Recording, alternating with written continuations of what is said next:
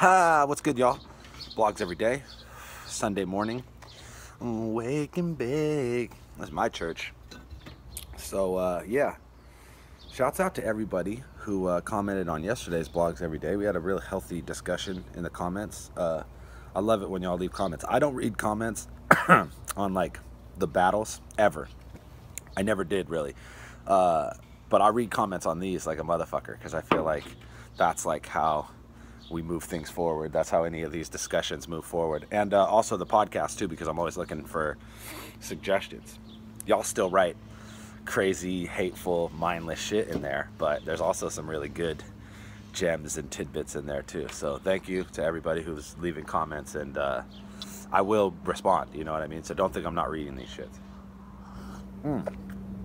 So yeah, blogs every day. Today we're talking about content in music, and how I'll write about whatever the fuck I want to write about, motherfucker.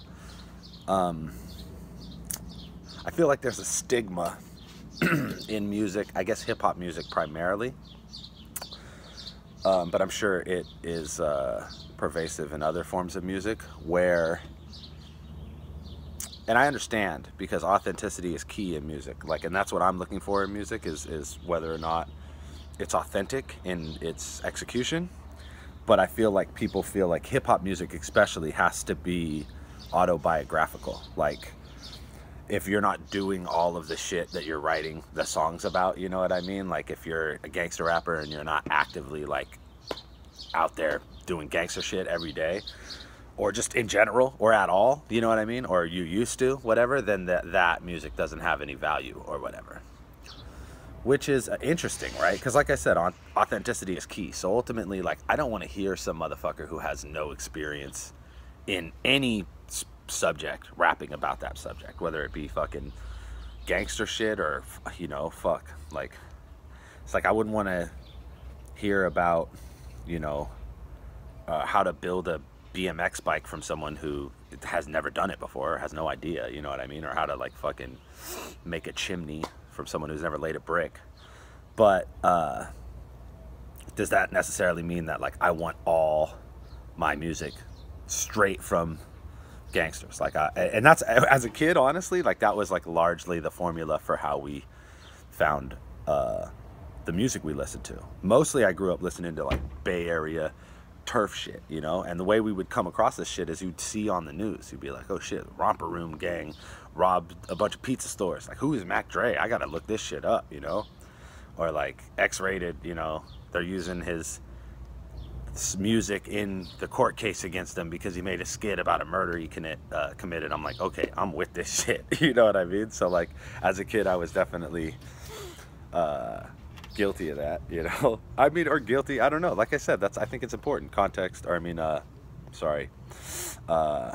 having someone having, like, an understanding of the world that they're portraying is ultimately the most important thing. But do you necessarily, like, have to be, like, in that world specifically to have an understanding of it, or do you just have to be around it, you know what I mean? I think K-Dot's a great example of someone who, like, is able to touch on elements of, you know, like, street culture in his music, and, you know, talk some gangster shit, but not have it be, like, in a way where he's trying to, like, glorify or glamorize or, like, put himself in that position. It's just like a fucking observational role or whatever, you know what I mean? And I feel like that's it, right? That's what we want ultimately, is someone who has an understanding. So I don't think at any point in K-Dot's life, in Kendrick Lamar's life, would he have considered himself like a gangster out there fucking doing G shit and whatever, you know? And I feel like a lot of us that grow up in bigger cities, we know people who are, like, the real deal, and then we put, you know, we're like, I'm comparing myself to these fools. I'm like, oh, I'm nothing like that dude. like I'm not like that. Like, so, but for me, it's like, I don't write about gangster shit, you know what I mean? Not because I don't think it's entertaining or whatever, not because that's not the kind of music I listen to. Primarily, that's the kind of music I've listened to my whole life.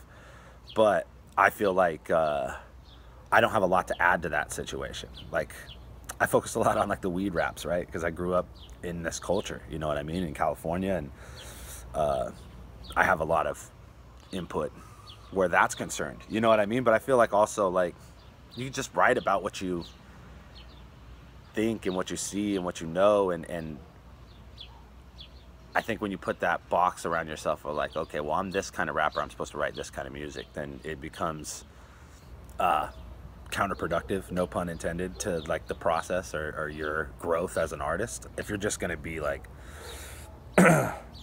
pigeonholing yourself. Is that a word, pigeonholing? I don't know. Your boy smokes a lot of weed early in the morning. But yeah, you know what I mean. I think you understand what I'm saying. Like, ultimately, the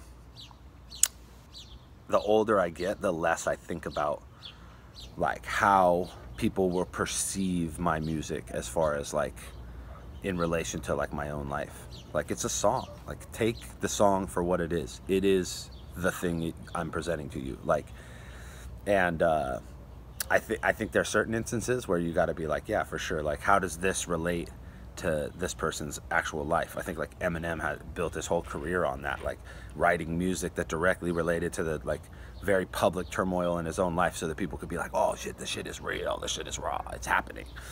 But I don't know. I think that if, as long as like you're happy with the content, whatever it's about, like you never should think about like, oh, how are people gonna react to me writing about this? Just fucking write it, you know what I mean? And then put it out if it's dope, or don't, you know what I mean? But the minute you start second guessing yourself, like, you're wrong, you know what I mean?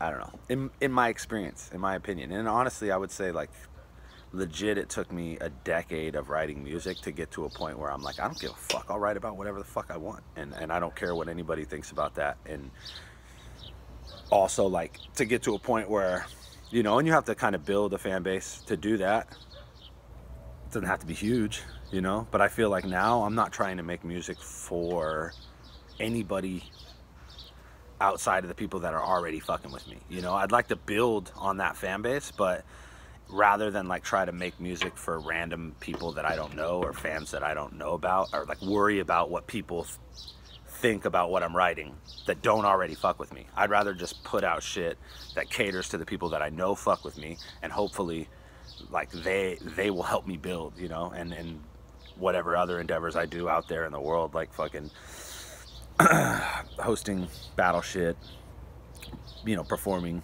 comedy, whatever, anything I do that like drives people to my music, and then they're like, oh, that's dope. But not like, I'm not gonna like focus on trying to create content for people that I don't know, or I don't have a connection to, or don't fuck with me. I'd rather just build with the people that I'm building with, you know what I mean?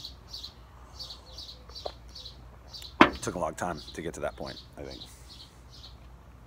Yeah, blogs every motherfucking day.